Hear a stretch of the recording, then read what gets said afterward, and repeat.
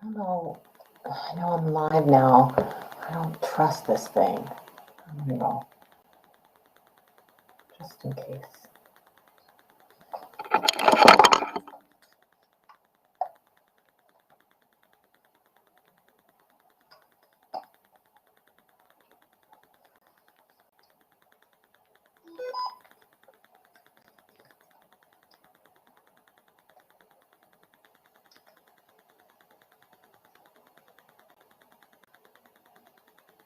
I don't know if it's going live. I don't trust it. Okay.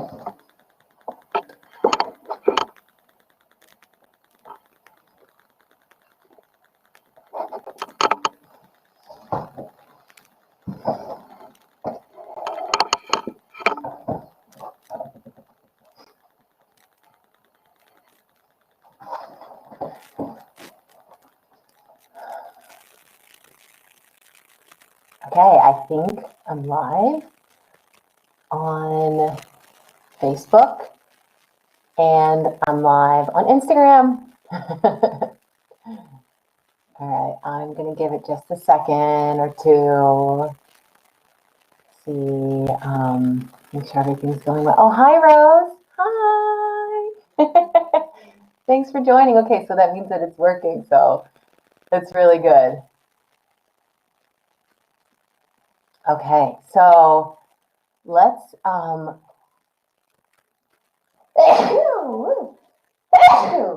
goodness gracious.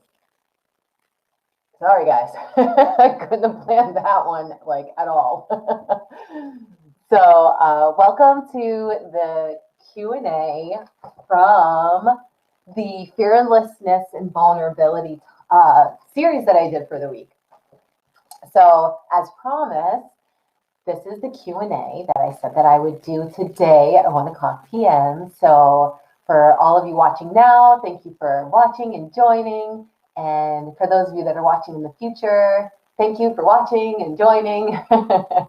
And yeah, I wanted to just kind of run through some of the questions that came up after my talk what I wrote this week about fearlessness and vulnerability. So I had a couple good questions. So here's one good question. I'm going to look over here because I have them over here. One of the questions is, did you ever receive medical help for your depression? Which is a really, really, really good question. And no, to be honest with you, I didn't. At the time, I was like 20, 21, which means that, oh, hi, Sophia. Hi, welcome. I just saw you jumped on. So yeah, I think I was 20 or 21. And back then, I guess that was in like the early 2000s. So yeah, mental health wasn't really that big of a hot topic then. You know, this was kind of before the internet blew up and all that. So, you know, when you are dealing with certain emotions like depression, like how I slipped into that depression after the whole modeling, it all came to a head and just kind of came crashing down on me. I didn't really go to therapy. I was young, and to be honest with you, what I did was that I self-medicated with alcohol and lots of partying and just kind of like letting myself like go in that way for that period of my life. And I was like working in restaurants and waitressing and bartending and all that stuff. So yeah, I really just like worked a lot and I partied a lot. And that was literally how I got myself out of that funk eventually.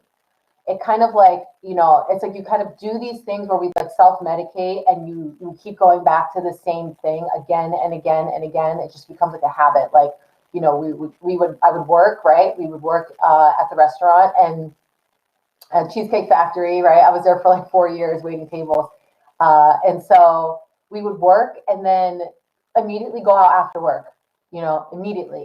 And yeah, that was like the routine that you got into, and you just kept doing it, and then eventually it just kind of like it falls flat, you know. And I remember one day I was going out with some girlfriends, and some guy friends too. We went out to this. We were hanging out in New York, and it was like some party or something that we were looking to go to. And New York is like the city that never sleeps. So and I am one that needs sleep. Like, I need sleep. So once it hits like 2 o'clock in the morning, I start getting like really, really grumpy, like straight up.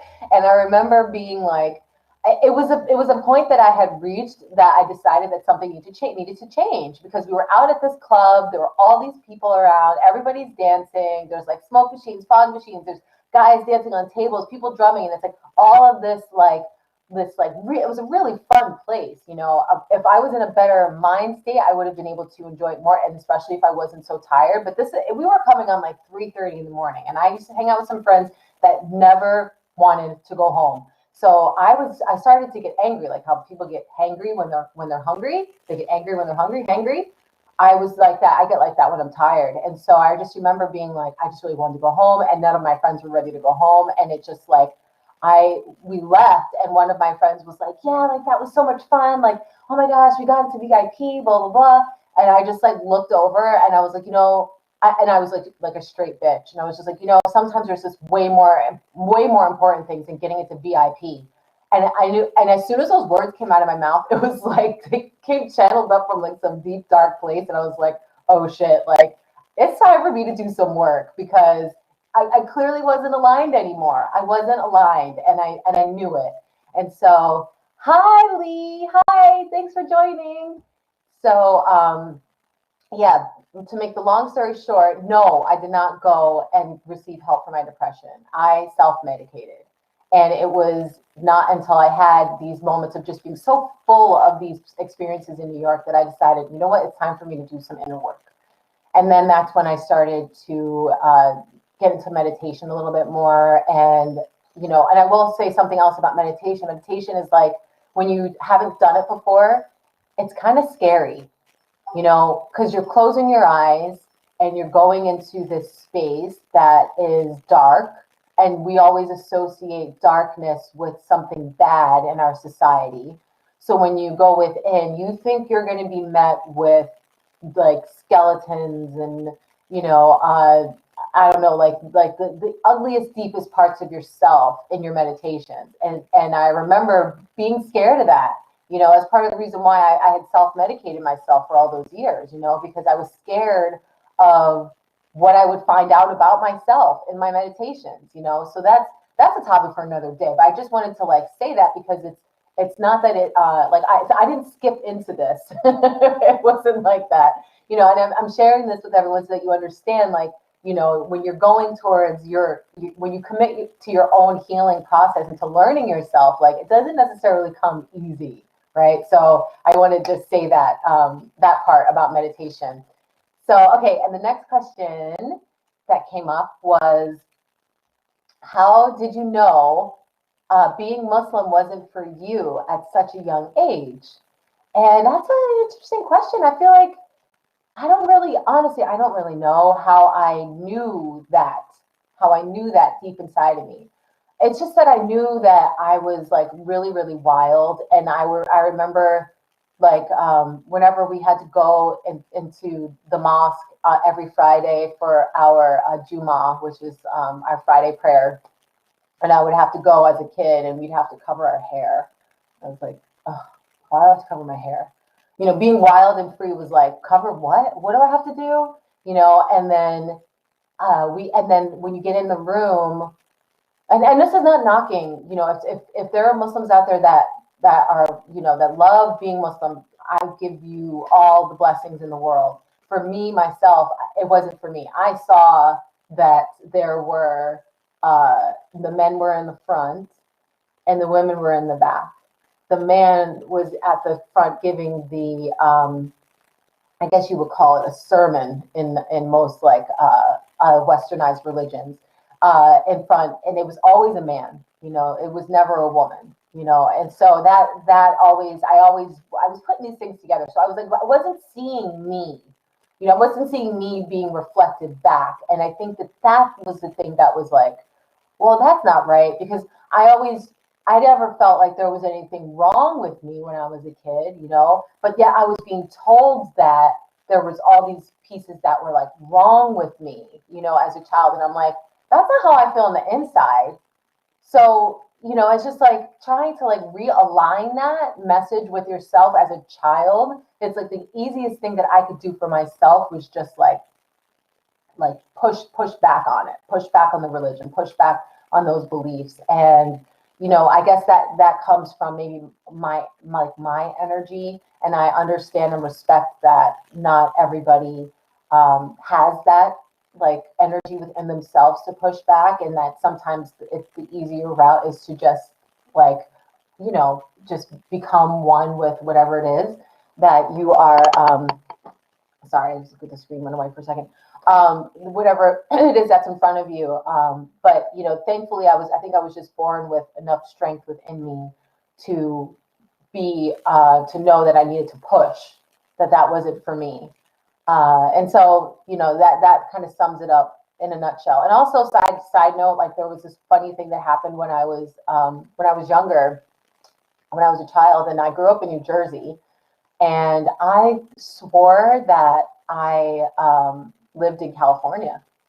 I swore I lived in California. It wasn't until I was in second grade when we learned social. I think it was first, or maybe it was third grade. I can't remember. But it was like very early on in grammar school. And we learned about the state that we lived in social studies. And they were like, this is our state, New Jersey. I was like, New Jersey?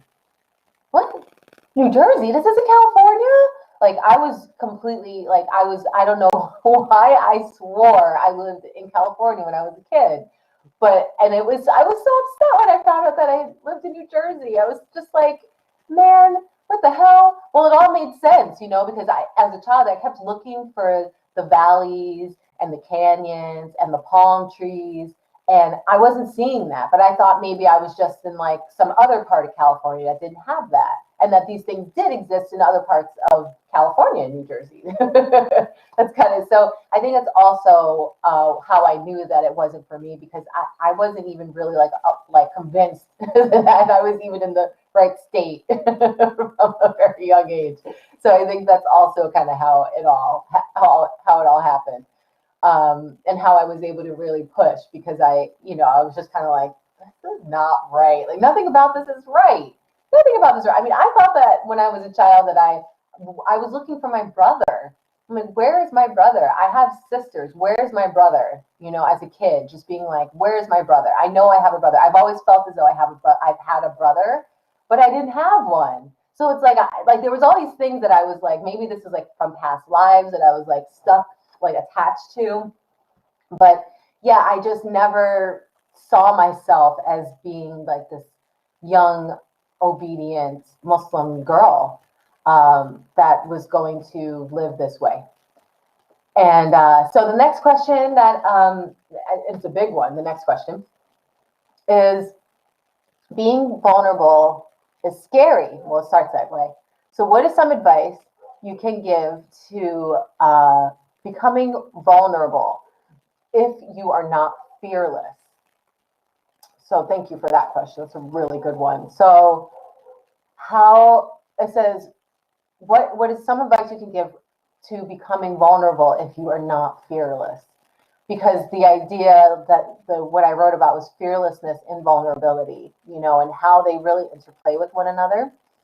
And so I gave two examples, right, from when I was a child, and then I gave the example as a child in my fearlessness, and then my fearlessness that led me into modeling, but then ultimately led me to my greatest vulnerable moment. And so, what if you're not a fearless person, right? So if you're not a fearless person, and you tend to play it safe, yeah, this question is very, very valid, because it is really about having a sense of bravery. You might not need to have a sense of fearlessness, but bravery, brave enough to look at your stuff, brave enough to say one day, I'm going to sit and just sit quietly with my eyes closed, and I'm going to see what happens. That's being brave. That's bravery. And when you're able to tap into the bravery of looking into yourself, then when you start to kind of understand that, like, oh, that part's not so bad. I don't know why I thought that this part of myself was like so ugly. That's not, that part's, oh my God, what was I even, that's so silly that I thought that. When that's, because that's what happens. That is exactly what happens. When you start looking at your shit and you start meditating, you start going into those spaces more, then you start realizing, like, oh, I'm really not as bad as I really thought that I am. I'm really not. And so, yeah, it's kind of like they lead to each other, and it's a cumulative effect. It's not something that happens right away where all of a sudden you're like, bam, I'm fearless, or bam, like I'm being vulnerable. But what the beauty that happens is when you start to really become brave and like looking at your stuff a little bit more, is that you wind up becoming like the vulnerable parts of you become more comfortable, and then the more you share, the more vulnerable like you are by sharing. Like I'm sharing with you guys now, like I'm like super vulnerable right now. I'm like, ugh. But seriously, like the more you share, the more you're showing the world your vulnerable side, which lends itself to you being seen by others as being really authentic, which therefore gives you strength. So it's like, we talk about catch-22s, and we usually talk about catch-22s as like in like a negative kind of cycle. Like it's just like one negative thing leads to another negative thing that feeds into another negative thing, and it just goes like this. But a catch-22 can be positive too, right? It can be, so it's like, fearlessness, vulnerability, authenticity, or bravery, fearlessness, vulnerable, authenticity. It's the same cycle. It's all a part of the same. One feeds into the other, and so that's the beauty of just taking that chance, being brave and looking at yourself. And just, first of all, you got to become vulnerable with yourself. And then as your strength builds and you start to say, oh my goodness, I can't believe I was so whatever, thinking about whatever, then that's the next part, is when it starts, that vulnerability, you start to show that to the outside world. And the world needs authentic people. The world needs authentic people, like so much. And that's what I'm all about right now, is just really sharing these sides of myself and really putting myself out there. Thankfully, because number one, I have the energy to. I feel like another thing that I want to mention about that is that sometimes, having fearlessness in vulnerability, or fearlessness in general, even being brave in general, you have to have the physical strength, right? If we don't have the physical strength to even be brave, how can we ever expect that to happen, right? So we have to have the physical strength. And a lot of I'm an acupuncturist. I study Chinese medicine, and it's a beautiful medicine. And one of the things that is so important is, like, one of the aspects of ourself that is so important is our blood, and our ability to, and the ability of the blood to give us strength. And throughout our lives, for various reasons, whether it's trauma, sometimes childbirth, definitely trauma, definitely childbirth, or any other, for someone, and for women a lot, if you have like heavy menstrual periods where you're losing a lot of blood, and if you, like, say you have anemia, things like that, if you fall into any of those categories, it's going to be really hard for you to actually get the strength to be brave, the strength to be fearless. So just think about that. Like, how can you nourish yourself on a physical level, whether it's, with the guidance of your doctor, taking the correct levels of iron, or if it's nutritional support that you need, or if there's some other way that you need, your blood in your body needs to be fortified. Because if the blood aspect of you is not fortified, then you will continue to be like tired, and you're not going to want to step into that fearlessness, and you're not going to want to step into that bravery. And so, yeah, it's really important to just really think about that aspect of yourself, the physical part of yourself. Like, do I have a strong enough foundation to be fearless and brave? Like, where is that? Do I even have the strength? Where is that going to come from, right? And so I'm grateful that I now, in this point in my life, that I have the strength to sit here and to share all of this with you. And I'm looking forward to sharing a lot more with you with all of the different various programs that I've been building over the past year. I've used 2020 as a year to kind of catapult my own physical and spiritual growth in order to share it with the rest of the world. And so if you want to learn more about all the things that I'm doing, well, the main thing that I'm doing right now is the 5-day soul reset, which we're starting another one on March 15th. And so we don't have the, we're right now, we have a wait list. So we're going to open up the registration about a week before the event date of March 15th. But if you would like to be on the waiting list, you can go to www.5daysoulreset.com/waiting-list.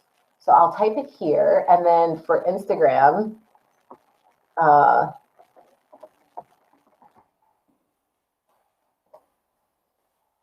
should have had this already, but I forgot about it. Okay. Okay, so that's that. And then, and so I will, yes, let's see, you can show it. So yeah.